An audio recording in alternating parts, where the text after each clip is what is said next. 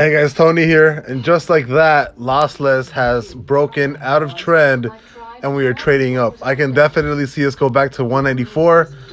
For the most part, I am pretty bullish on LossLess. You guys already know that this is a very long-term hold for me, and there it is. Matic is up another 11% for over $2.08. But as of right now, I am waiting for the daily to close bullish.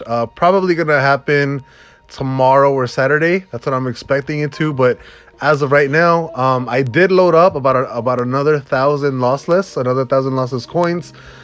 After this break in trend, I am expecting us to mostly maybe trade sideways or up. But I do think that as of right now, we are headed to $1.94. We are looking extremely bullish on LossLess to the upside.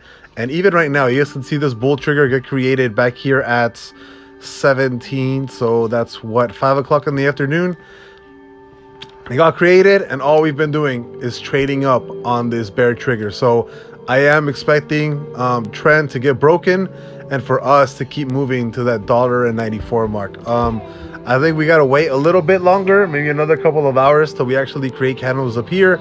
But just on the daily being bullish, I am expecting for us to keep running to the high side. So we'll see what happens, but we are breaking trend, or at least having the very, very, very early signs of breaking trend, which make me extremely happy, because you guys know how much I actually like LossLess and how big of a position I have in this. And I am expecting this maybe one day possibly hit $1 billion valuation, maybe even bigger than that, because I do think that this coin deserves a lot more attention than it actually gets, because it has a proven use case. It's basically insurance when an exchange gets hacked, and you get some of that. If you end up getting hacked, you do end up retrieving some of those funds.